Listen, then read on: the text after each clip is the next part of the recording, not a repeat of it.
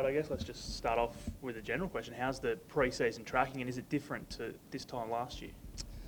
It's tracking well. I think we're not too dissimilar to most other clubs at this time of year. I think generally everyone feels pretty good about themselves in January, and the real measure that you've got is numbers on the track. And the difference to last year is that we've got really good numbers on the track. I think the 2014 preliminary final side, about half of the players went in for surgery after that game. So this time last year we probably had half the numbers on the track that we've got at the moment. So all that does is give us an opportunity to train hard and build a good base, and to this point it's going well, but we won't really know until we test ourselves against opposition.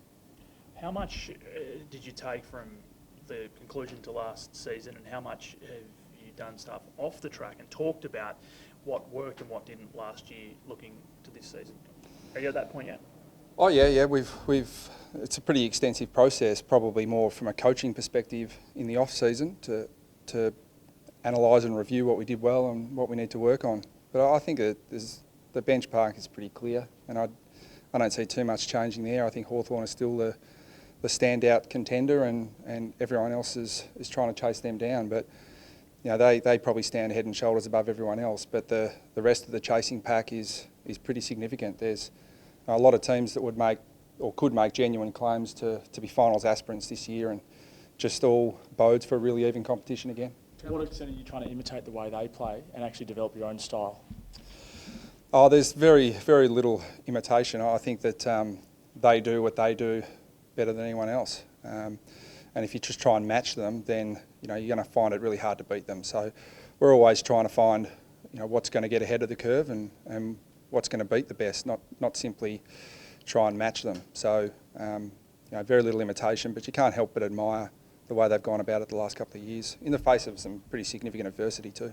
How far do you feel the gap is between making a preliminary final and making a grand final? Is it a small leap?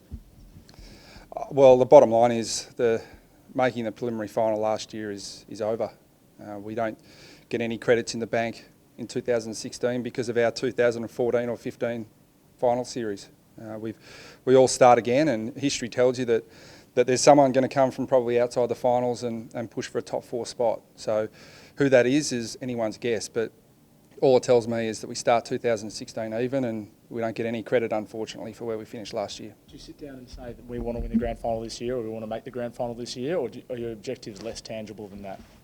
I think that there are so many things outside of your control to start making statements like that. I mean, consistently I get asked how we're going, and I think we're improving, and I think our pre-season's better than last year, but I can't get a good handle on how everyone else is going. So we'll improve. It's just a matter of how much everyone else improves, I suppose. Where will your improvement come from? What group of players do you think?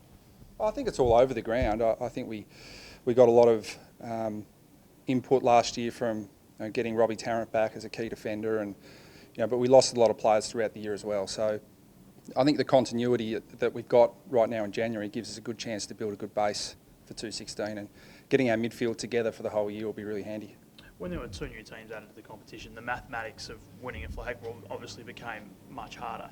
Does the fact that Essendon is depleted this coming season make this coming season collectively any easier at all?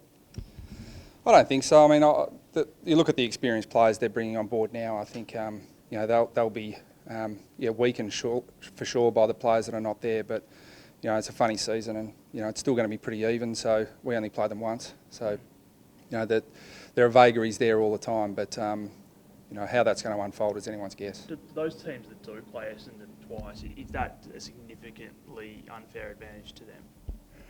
No, I don't think so. I think that Essendon have still got some pretty good players out there. So it's still far too early to tell how everyone's going to shape up.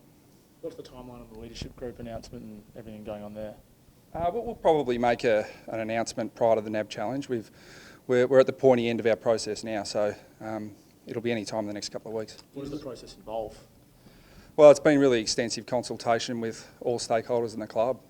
So it's been not only players but footy department, board of directors, all those people. So everyone's going to have a say, and as I said, we're pretty close to finalising that. Who are you considering as a possible Swallow replacement? Oh, well, there's all the guys who were in the leadership group last year. I mean, the captaincy will be the final piece of the puzzle. We're looking to finalise our leadership group first, but the obvious candidates stand out there. Jack Siebel is certainly, we think, a captain in waiting, but it's a matter of when we make that move.